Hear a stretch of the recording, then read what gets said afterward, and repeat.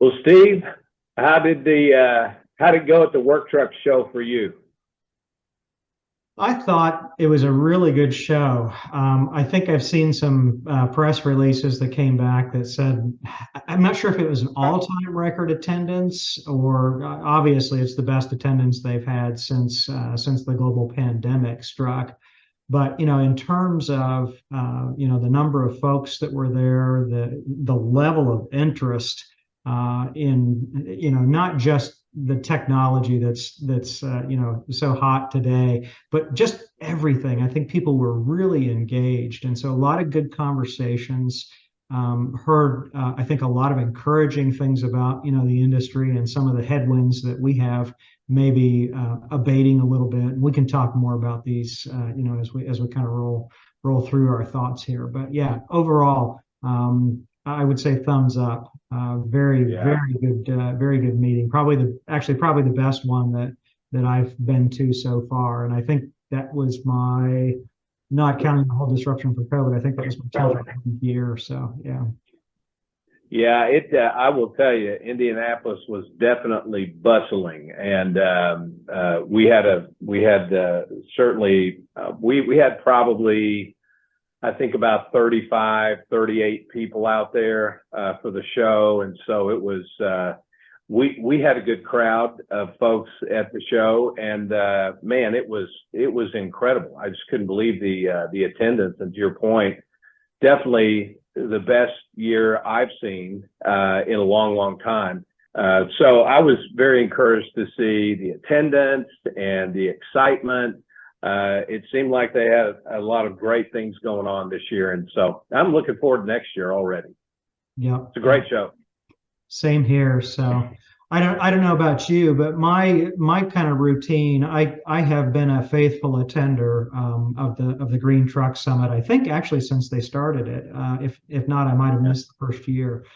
But it did have record attendance. I know it actually sold out, and No they did doubt. something a little bit different this time around with some alternative tracks, so some breakout sessions in the afternoon, so folks could kind of dig a little bit deeper or do a little bit more specialization. But I think my overall characterization, I'm glad that the hype and the reality are actually starting to connect with each other.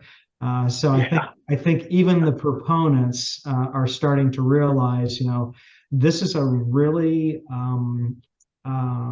involved development, right? This is not something that's going to happen overnight. You can't just flip a switch and all the new truck sales tomorrow are going to be electric trucks. That's just not how it That's right. works. There are That's a right. tremendous number of considerations and factors that folks are going to have to evaluate to figure out, first of all, does it make sense for them, and it may not. The funny thing is, right, it's a very specific solution. You may not be able to Yeah. go in and just wholesale convert a fleet. You have to really Yeah. look on a day by day or a truck by truck or lane by lane, or look at how your vehicles are operating and see whether the solution makes sense for the way you're doing business today. And if it doesn't today, you need to reevaluate it again tomorrow, because it might tomorrow, or your business may That's change. right. Technology is certainly changing. That's one of the things that we saw. We did see quite a number of introductions or releases or whatever. Yep. Not in the green Yep. truck, but in the work truck show. So yeah, fantastic agenda of kind of grounding people. And I think one of the things I came away with is the questions that the fleets have, right? There's still this great big knowledge gap, right? We Yep. we we in the industry who are paying attention, kind of know this stuff pretty well.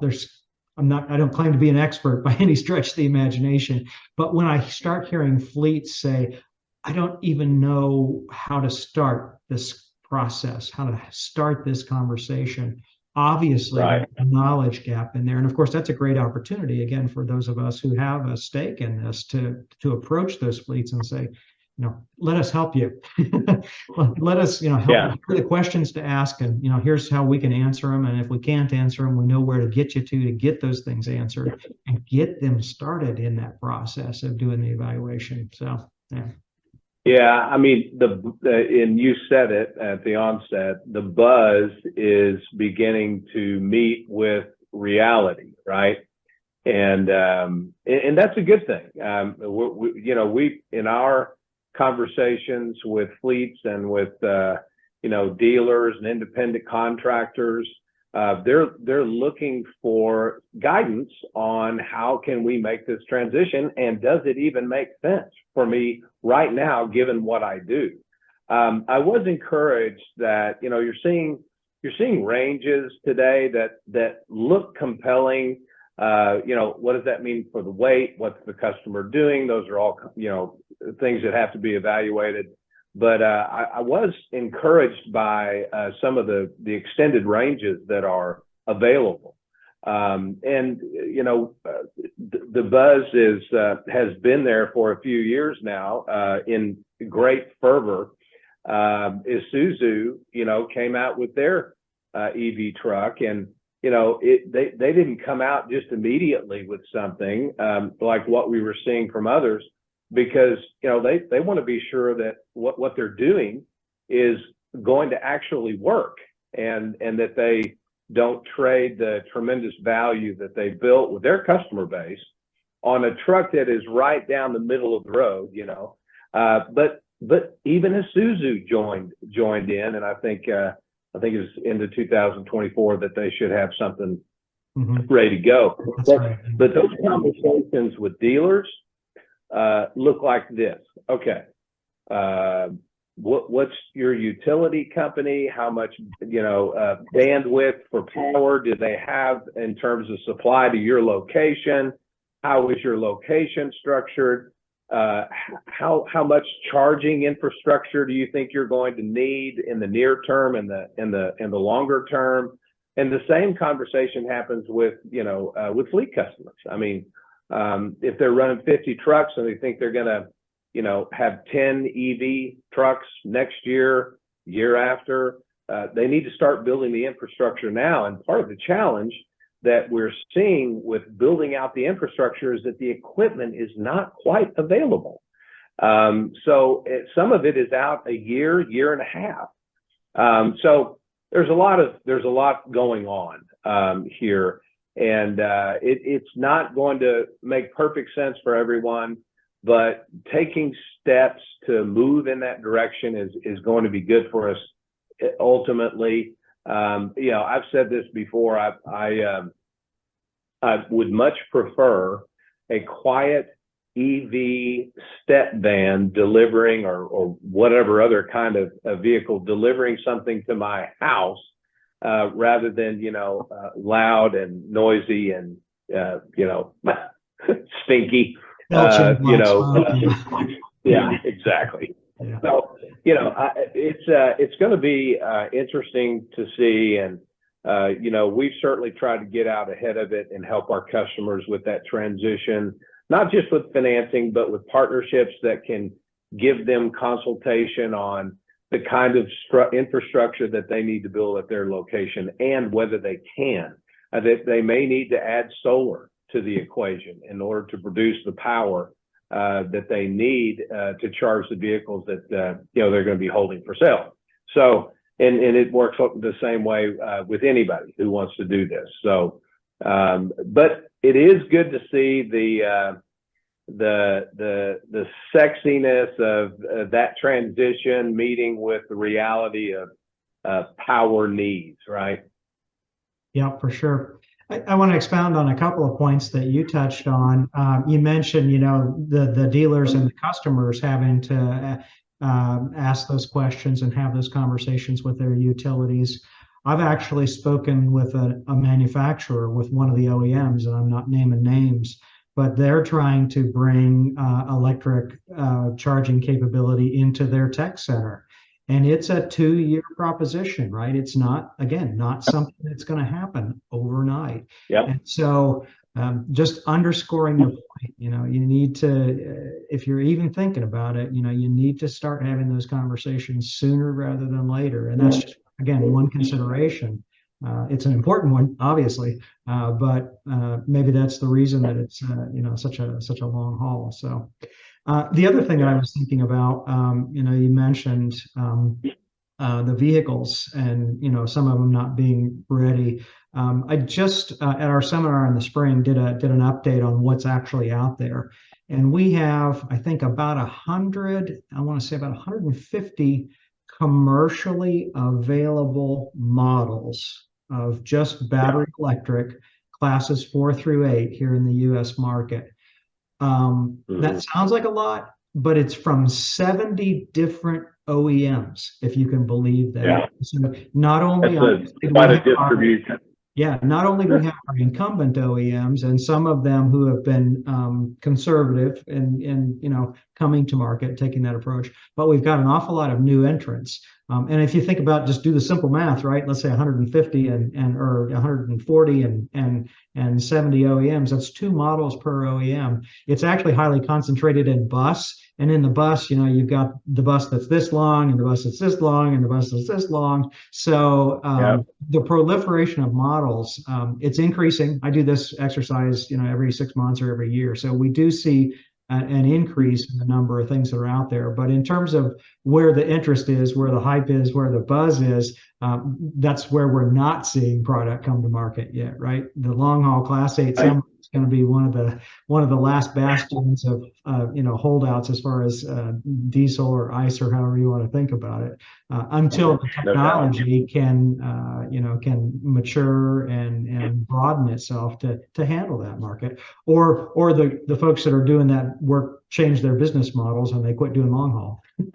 Yeah. So, Yeah. yeah. Yeah, that's right. I agree.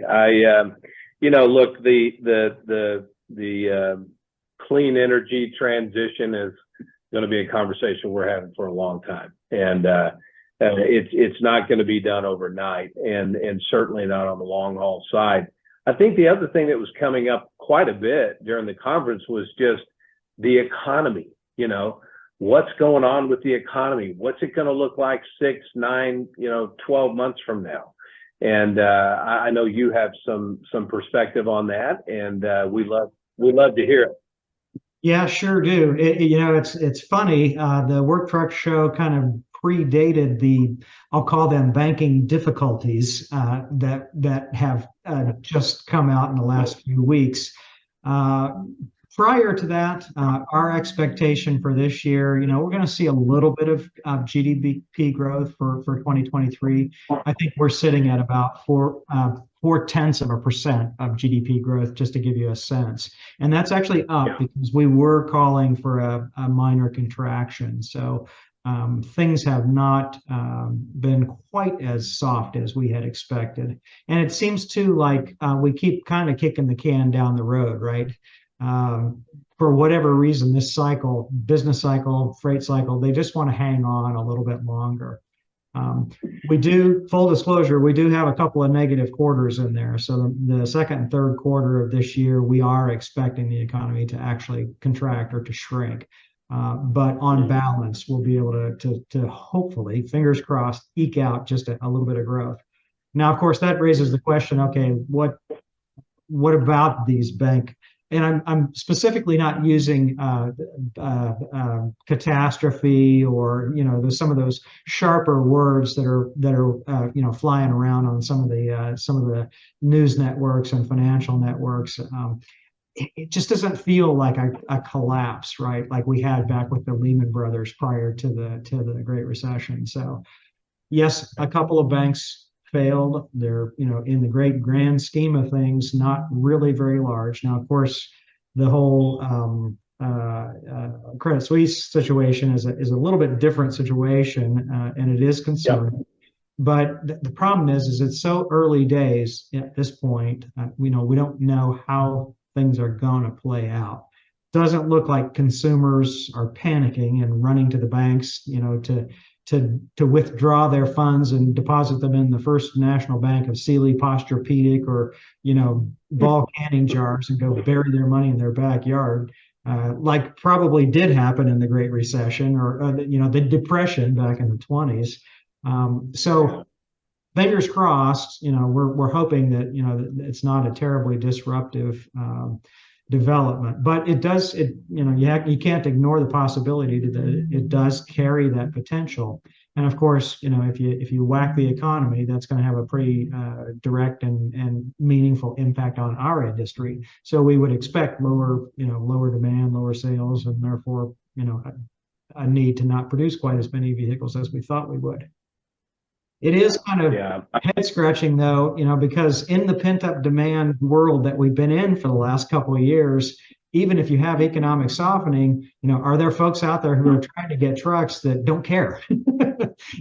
They've aged their fleets, right? Arguably, some have overutilized the equipment. So not only does the calendar continue to go, but the economic life that's left in those vehicles is on the decline and maybe at a faster rate than normal.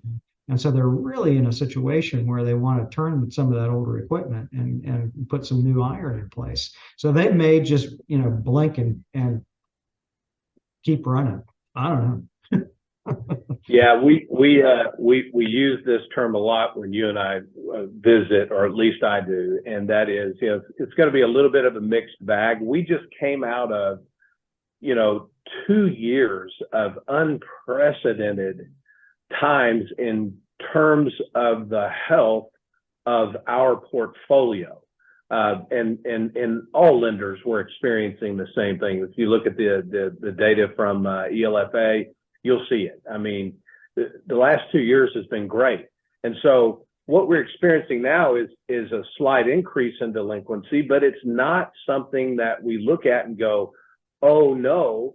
It's something we look at and go, well, that's normal. That for this situation, that's about right. And so I don't think any of us have a perfect crystal ball, but our customers are doing the same thing that they did in COVID, during COVID, and really tired of hearing about COVID myself, and here I am bringing it up. But of the day, they're going to do what they need to do, focus on expenses, make sure that they're doing everything they can to be as efficient as possible, keeping the customers they have, and if they need to find someone else, they're certainly going to do their very best to get that done. And we're certainly going to hang in there with them. So I do think that we're set for probably a couple of quarters of some difficulty, but I do believe, like most of these events, we'll get through it, and so will our customers to a large extent.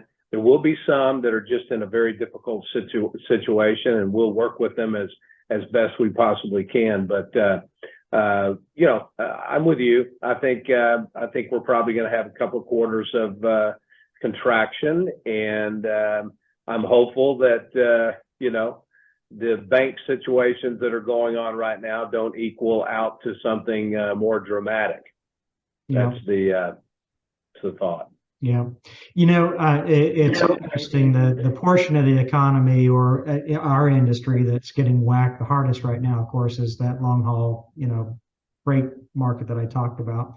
The services portion of the economy is doing really well. And so when you think about the vocational markets, we've been kind of playing second fiddle to the freight hauling side of the business, bigger vehicles, allegedly better profit margins. And so if you have scarce resources, where are you going to focus those? And I think we've seen that happen in the industry to the detriment of the medium duty buyer or the vocational vehicle buyer. And so as they're stubbing their toe, maybe that affords the vocational markets and the medium duty markets an opportunity to play a little bit of that catch up that they've been trying to do. So they've proven their resilience in the past, and I have no reason to doubt that they won't continue to do so as we roll through this year and even to next year. So yeah, I do believe that on the work truck side, the vocational side,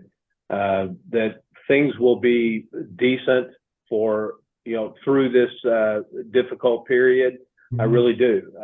I think the freight-centric OTR landscape will be a little more complicated, but just like always. It will come out on the other side. I remember a manager of mine back in 2001, when we just really felt like the sky was falling, he said, look, people are going to need their tomatoes. They're going to need clothes. They're going to need, toilet paper and paper towels. I mean, trucking is not going away, and it won't, because it's really the backbone of everything that we do here in the United States. That's for sure. Yep. What was the one thing that's, that you saw at the Work Truck show that kind of resonated with you?